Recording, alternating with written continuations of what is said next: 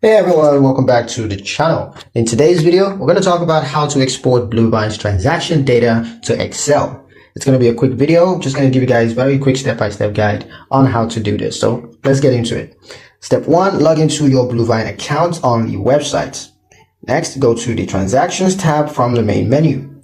Then you're going to set your filter first, choose the date range or type of transaction that you want to export, so you'll only pull the data that you need. Look for the export button. Usually you can locate that near the top right of the transaction page. Now select CSV format. This file type can open directly in Excel.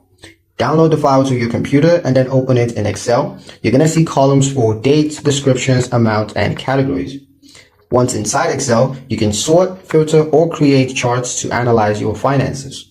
That's pretty much it for the video, guys. Hope you liked it. Hope you found the information here useful enough. If you did, like, share, and subscribe for more helpful tutorials. Thank you guys for watching, and I'll see you in the next one.